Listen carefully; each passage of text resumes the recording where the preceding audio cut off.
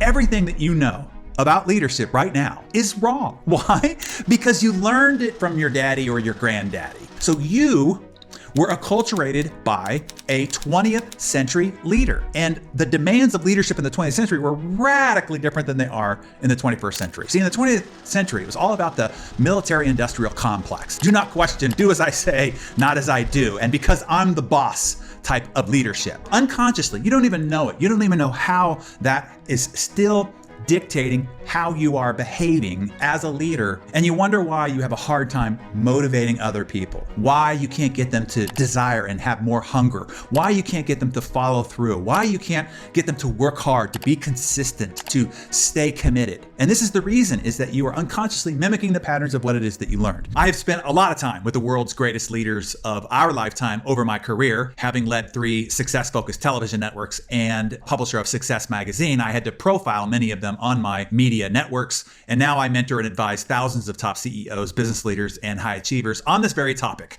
leadership. I think the most essential skill in desperate need for the 21st century. But in the short time that I have with you here, I will share what I think are a half dozen of the most essential key insights. Number 1 is this: you have to change everything you know about achieving. You see, your whole life, you have achieved results by what it is that you've done. Your hard work, your great study is the reason why you got those good grades, or you won that job, or you got that promotion. All of that was done on your production. You've achieved the status that you are in right now because you are a high producer. Now, this is the most important shift you need to make. It is now no longer about you. Everything you've done up to this point in your life has to change a radical 180 degree, because now your future success, your further expanded success, now has to be about them. You see, I had to learn this myself the hard way. I was raised by a university football coach, which meant that the only way you got love or attention in our household was to achieve. And so it kind of got hardwired into my system early on that I was a hard-driving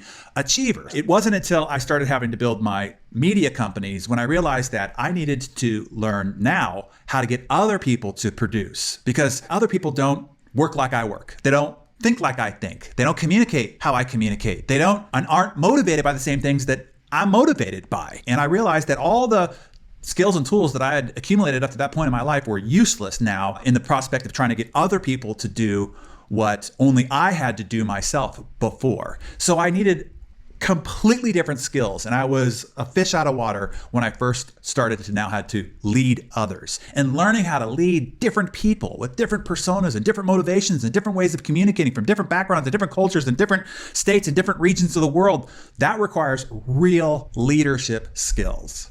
Jack Welch, the great 20th century business icon, when I interviewed him, he said, before you are a leader, success is all about growing yourself to become an achiever, to become a high producer. But when you become a leader, success is all about growing others. It's all about drawing the best out of others. Now, that's a completely different skill set. For you, what that means is there needs to be a radical focus on developing leadership skills, transitioning from producer, personal high achiever, to the leader of other people who then produce and become high achievers. So you have to make the massive shift to leadership. Now, here's the next big problem. Everything that you know about leadership right now is wrong. Why? Because you learned it from your daddy or your granddaddy. 98% of all our behavior, how we see ourselves, how we see others, how we see the world at large, we learned through observation. It's called observational learning, mimicking and imitating those around us, particularly the leader. So you were acculturated by a 20th century leader. And the demands of leadership in the 20th century were radically different than they are in the 21st century. See, in the 20th century, it was all about the military-industrial complex, the command and control, patriarchal, top-down, rank and file, do not question, do as I say, not as I do. And because I'm the boss type of leadership. And you're unconsciously, you don't even know it. You don't even know how that is still dictating how you are behaving as a leader in the witness of others. And you wonder why you have a hard time motivating other people, why you can't get them to desire and have more hunger, why you can't get them to follow through, why you can't get them to work hard, to be consistent, to stay committed. And this is the reason, is that you are unconsciously mimicking the patterns of what it is that you learned. The demands of 21st century leadership is crazy different by comparison. You see, we now have 5 generations working in the workforce at the same time. We still have the silent generation, and then we have the Gen Z. All 5 generations in the workplace at the same time. We now have more women in the workplace. The ethnic diversity, what used to be the minority, is becoming the majority. The globalization and having to deal with a global client as well as workforce as well as competitive marketplace. That also was not a reality in the 20th century. And then technology has massively shifted everything in the way that we behave and communicate and the way that we connect with each other. And what that poses as demands on leadership is radically different. So what you want to do is you need to see and adapt to the new world. It's the reason why I created the Hero's Journey leadership development program to mold and sculpt people into a modern leader, the kind of leader that has the emotional intelligence, the effectiveness, the human-centered ability to lead and mobilize a very diverse, from genders to generations to ethnicities and so forth. How do you get them to collaborate, align, sync, and produce massive results? And it's a real skill that is new to this new world that we're in. Here's the dividing line of competition. If you want to know, okay, what's the source code of who wins and who doesn't? Comes down to who can grow leaders faster inside their organizations. Number 3, this is the most important principle of leadership, and it's the most violated principle of leadership, and it is lead by example. You see, we are a social tribe species. We are animals, and we learn by watching, by mimicking. It is monkey see, monkey do. Not monkey hear, monkey do. So all these leaders going around commanding and speaking and educating and trying to motivate and trying to inspire, but none of that works. So here's what I want you to know as a leader of influence. And this influence is not by what you say, it is by what people witness. You are always on stage. You are always being watched by your people. Are you now taking notes? Are you paying rapt attention? Are you using the products demonstrably? Are you sharing them? Are you sharing the opportunity? They're watching you, and that is what is programming their behavior, not by what it is that you pom-pom and champion, by witness. You see, people don't go as fast as they can. People don't work as hard as they can work. They're not as disciplined as they can be. They're not as consistent as they can be. They're not as positive as they can be. How much are they? How fast do people go? They only go as fast as the leader. Do you remember when Usain Bolt set all those world records a couple of summer Olympics ago? Well, in the 100-meter dash, Johan Blake and Justin Gatlin came in 2nd and 3rd. And after the race, they were being interviewed. And the interviewer informed him, did you realize that you broke the previous world record? And neither of them realized that. And she asked them, you've never run that fast at any time in your career. How did you run so fast in this previous race? And they both looked at each other and went, we were just trying to catch Usain. And so have that be what others say about you. When I ask your team members, how are you so positive? How are you so consistent? How are you so hardworking? Have them just go,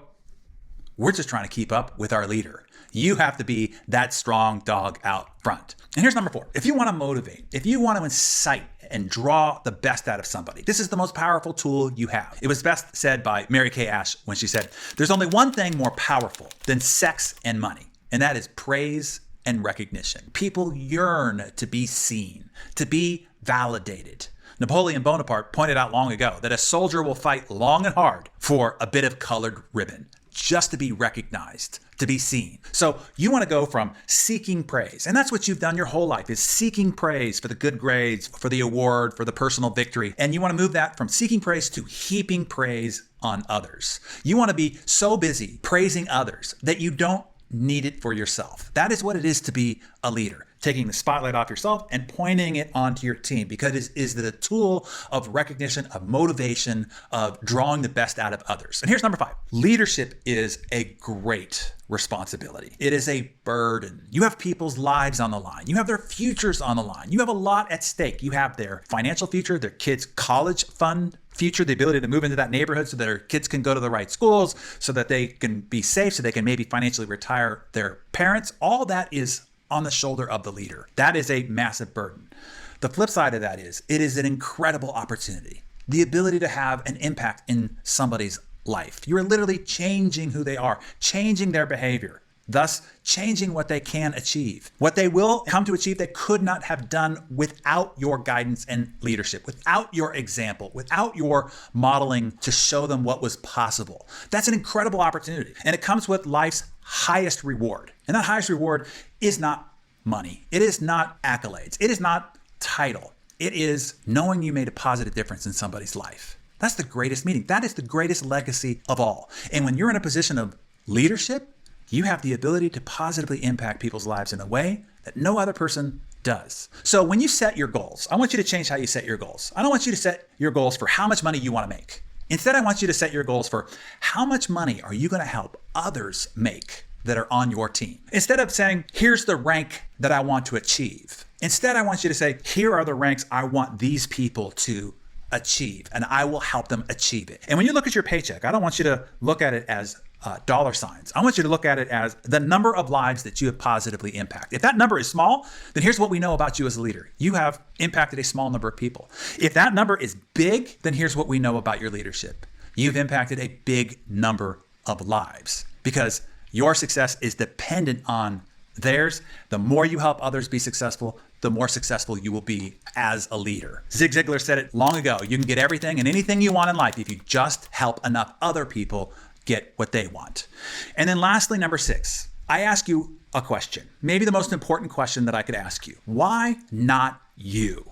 Why not you becoming a leader of significance, of consequence, of positive impact that really makes a difference in the lives of not just hundreds or thousands or tens of thousands, but maybe hundreds of thousands of people? Why not you? Richard Branson, he was born to a lower middle class family. He had dyslexia, ADHD, left high school, and his headmaster said that he was destined for prison. And yet he's gone on to build 400 companies, become a multi-billionaire, and impact the lives of millions of people through his example. Howard Schultz, the CEO of Starbucks, he grew up in government subsidized housing. His family ate off of government food stamps. He came from nowhere and had nothing, and then went on to build one of the most successful brands in the history of the world, impacting tens of millions of people and hundreds of thousands of employees that he's had a positive impact on. Colin Powell, who grew up in Harlem. He was the child of Jamaican immigrants, and he was a solid C student.